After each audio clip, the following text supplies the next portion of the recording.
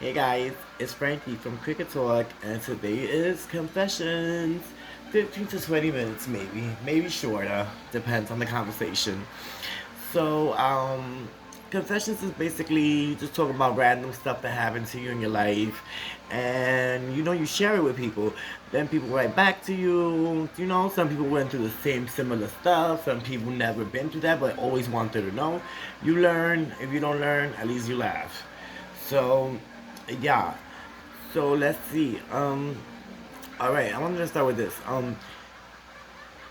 I was asked not so long ago that if I wanted children, and I said no, I don't want children. And the lady was like, "Oh, why not?"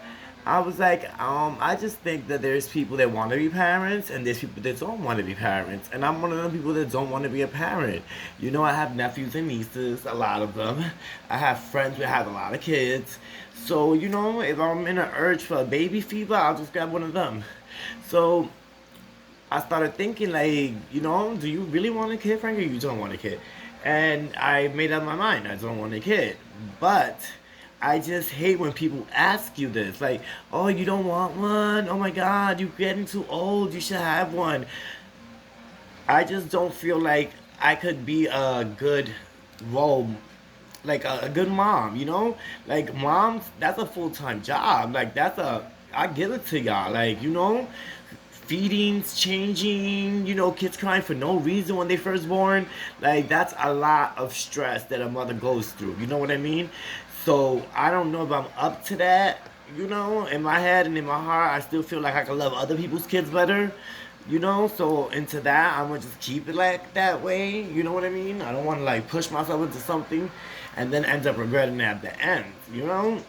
And also, then my friend told me when I told her what happened, she was like, if you would have a kid, would you want your kid to come out straight or gay? And I slicked at her and I said, what type of question is that, bitch?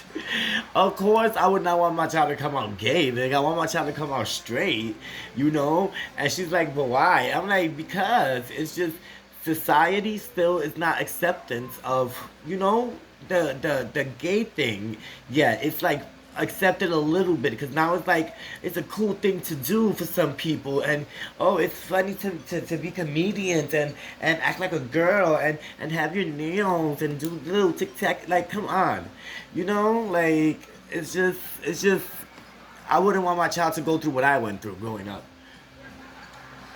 And I grew up in the 90s, 80s, 90s. That's when people used to get beat down in Manhattan, the gay men, for no reason, just for holding hands with another man. This was the time where gay bashing was really bad. You know what I'm saying? And maybe it's because of that and everything else. I was really scared to come out, because in my time it was looked at as such a wrong thing. You know what I mean? And more coming from a Hispanic family and a home. That family home, when you're Hispanic, you hear a lot about being a macho and being a hombre. Llores, no puedes ser una mujercita and dry your tears, be a man. Like, so when you're growing up in that type of home, you don't feel comfortable with telling somebody in your family, like, yo, I'm gay. So it took me a little more time to get comfortable with it. On top of this, people, my mom is Pentecostal. My mom, like, her religion that she's been faithful to, and I've been raised in the religion, and I respect it and I love it. It's a very strict religion, but my mom still says you're my son and you come before anything. So as long as I got my family and the right people behind me, there's no stopping. There's no reason why I don't have to feel like I'm loved or I'm not sure. But to finish that off, yes, I would not want my child to come out gay. I would wish it would come out straight.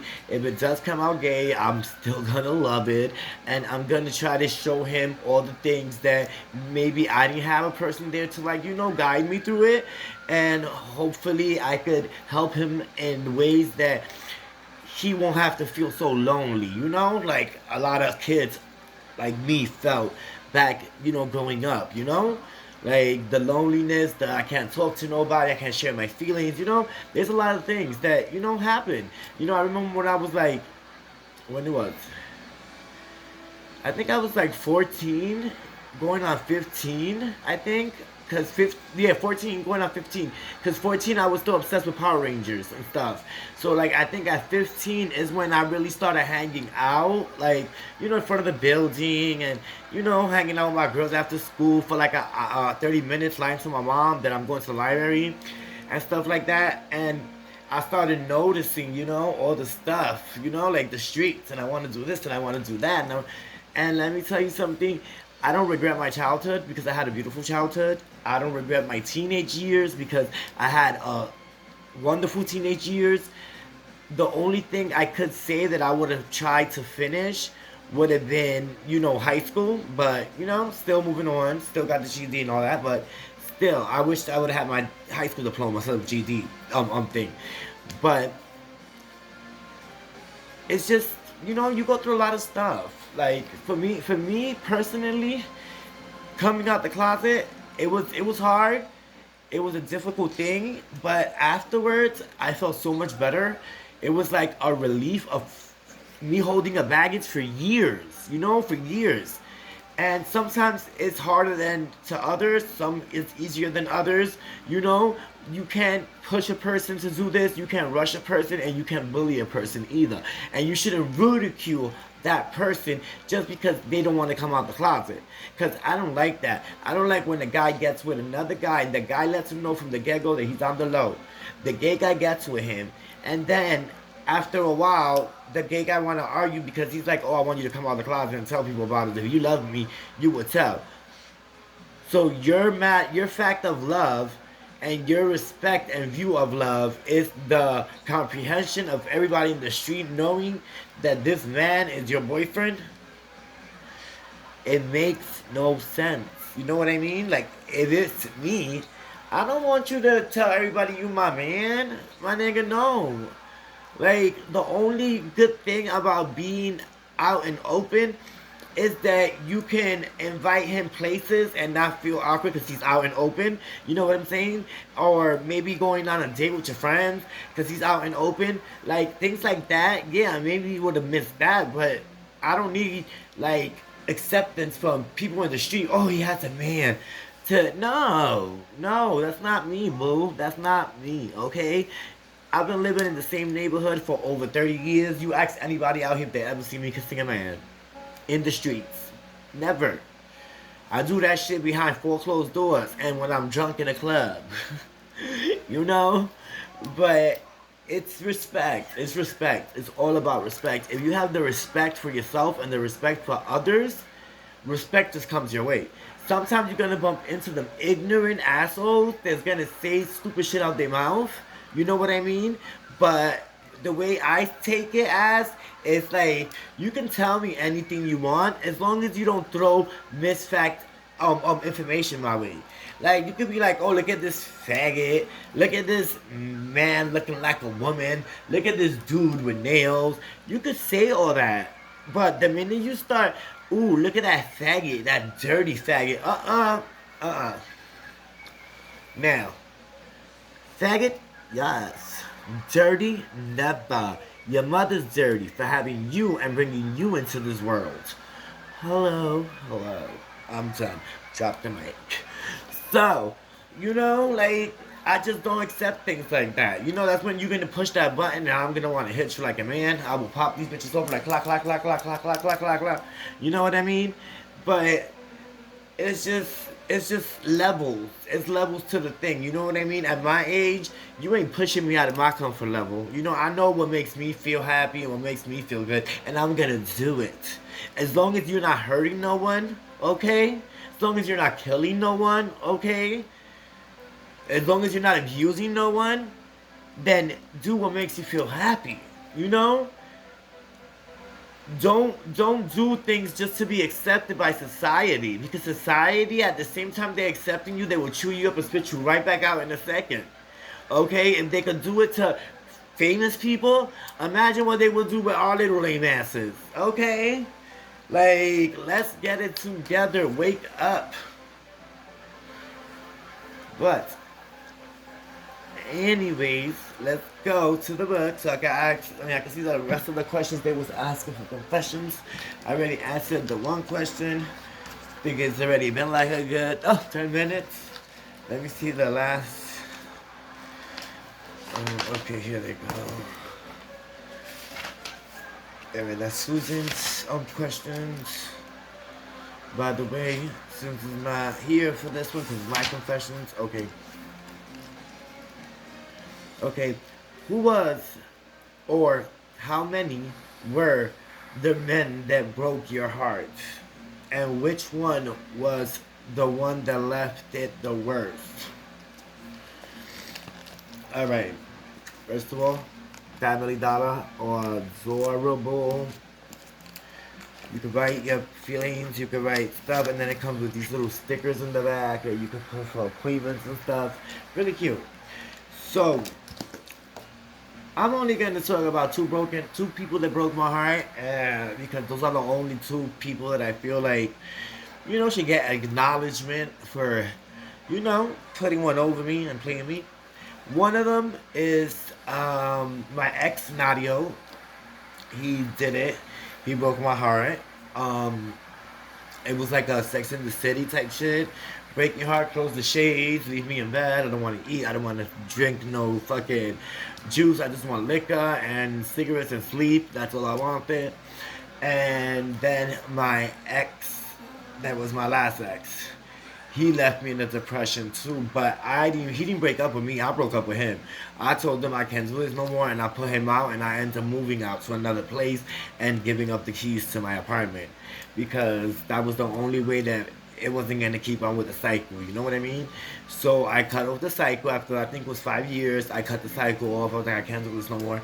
You got to go. I'm going to go too. This apartment is going to be given to the landlord. I'm done. He thought I was joking until he came. He stood out that night because it was a Friday. He came home like at 6:30. The keys was already changed. The super had new locks already. And the super told me that I gave him the apartment. If he wants, he could come in later to grab his stuff. That I left it all in bags for him. This man wanted to kill me, people. But you know what? 5 years, all I did for you was make you a better person, make you a responsible person, and make you an independent person. And all you did was fuck me over, fuck me over, fuck me over. Oh, wait, I forgot one. Fuck me over some more. So, sorry. Shit turns around, and the next thing you know, I didn't even have to do nothing. Karma did it for me. You know what I mean? So, these two people broke my heart. Now, Nario, he broke my heart, but he never been disrespectful about it. Nario, in the almost 13 years we were together, he never put his hands on me. Never, not one time this man put his hands on me. Okay? Not even once. So you could tell the difference between a responsible older man. Like, but in between both of them, the one that left the worst will have to be my ex. Yeah, because he did things to me that left me traumatized, Even after I moved out and all that stuff, I couldn't get shit out of my head. I still slept with him a couple of times after I moved out, but I noticed that it was just because I was trying to hold on to a little piece of him, and then I was like, nah, nigga, nah, you out of here. I don't need no little piece.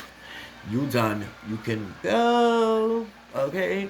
And once he left, and I started dealing with my own feelings and emotions, everything worked out for me. So, guys, I'm gonna end it with saying this.